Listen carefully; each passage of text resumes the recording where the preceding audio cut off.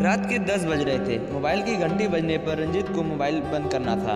वह रोज़ाना सोने से पहले फ़ोन बंद कर देता है। उसका एयरटेल से सिम का रिचार्ज खत्म होने वाला था, इसलिए उसने यह सोचकर मैसेज खोला कि शायद कोई नया ऑफ़र आया होगा, क्योंकि जब से जियो मार्केट में आया है तब से सिम कंपनियों के बीच ऑफ़र देने की होड़ मच गई है। रंजीत जयपुर के गांव का रहने वाला था, जो अपने गांव के कुछ दोस्तों के साथ दिल्ली शाहीन बाग इलाके में राजमिस्त्री का काम करता था।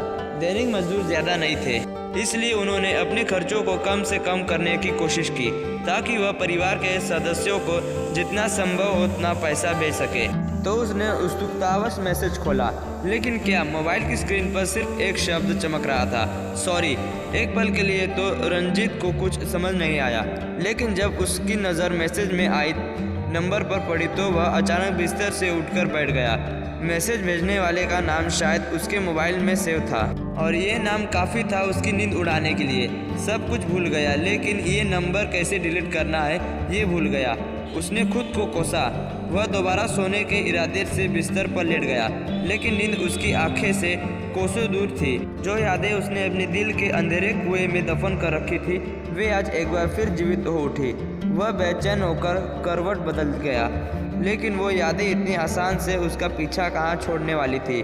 उसने खिड़की से बाहर देखा।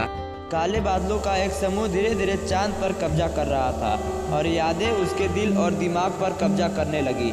कल की एक एक घटना चलचित्र की भांति उसकी आंखों के सामने घूमने लगी।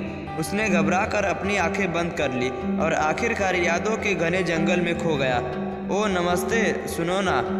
रात के 8 बजे थे। वह छत पर लेटा हुआ आकाश में टिमटिमाते तारे देख रहा था।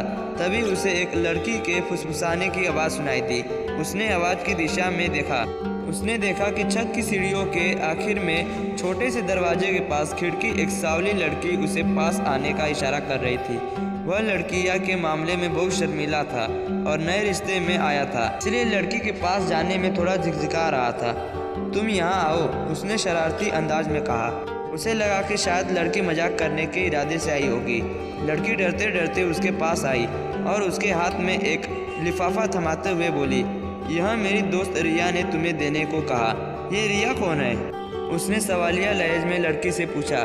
रंजीत की छोटी बहन अंकिता की अभी 1 सप्ताह पहले शादी हुई है, और वह उसकी बहू की दावत के लिए उसके ससुराल आया था।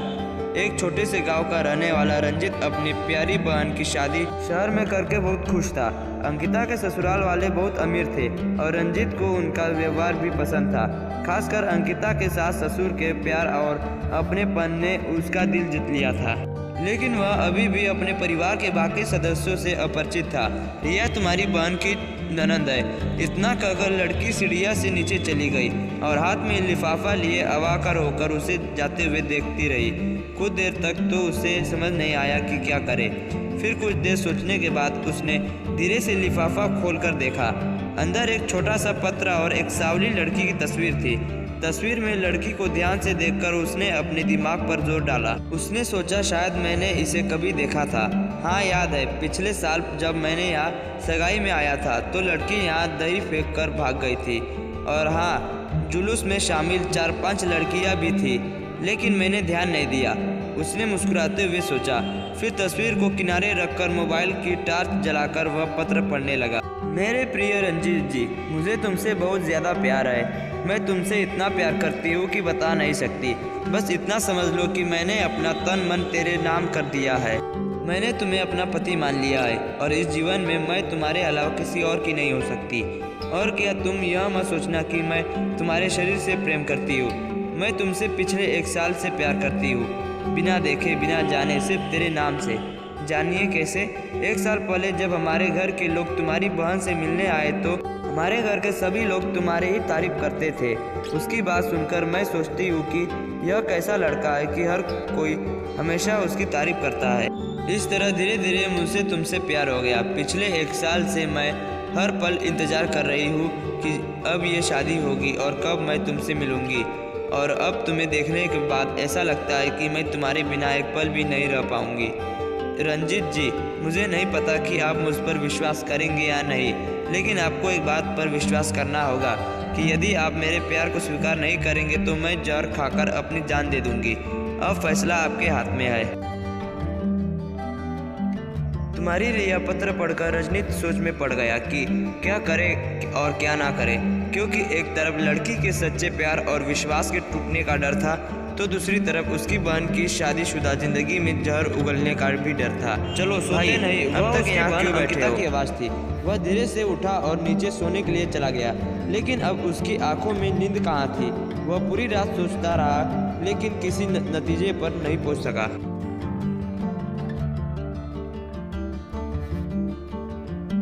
वह सुबह अपने घर वापस जाने के लिए अपना बैग पैक कर रहा था, तभी उसे अंदर एक गिफ्ट पैक दिखा।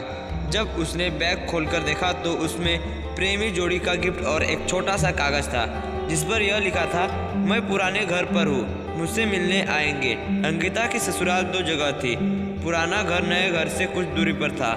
मैं भी आया हूँ, उसने अंकिता को बताया और सड़क पर आ गया।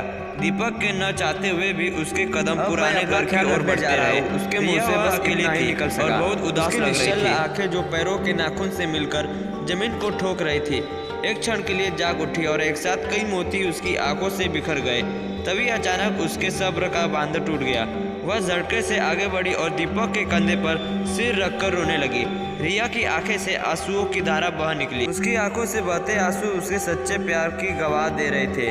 वह चौंक कर उसे देखता रहा, फिर उसने किसी तरह उसे चुप कराया और जाने की इजाज़त मांगी। तुम फिर कब आओगे? उसने उसकी कलाई कसकर पकड़ रखी थी।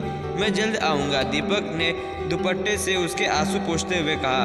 घर पहुंचकर मुझे फ़ोन करना, रिया उसके हाथ छुड़ाते हुए कहा। ठीक है, यह कहकर वह तेज़ी से चला गया, लेकिन वहाँ से जाने के बाद उसे ऐसा लगा जैसे उसने अपनी सबसे कीमती चीज़ उसके पास छोड़ दी हो, क्योंकि यह सच था कि उसने कभी उससे प्यार नहीं किया था, लेकिन उस पागल लड़की के मासूम प्यार ने उसके दिल की बंजर जमीन पर चाहत के बीज बो दिए थे।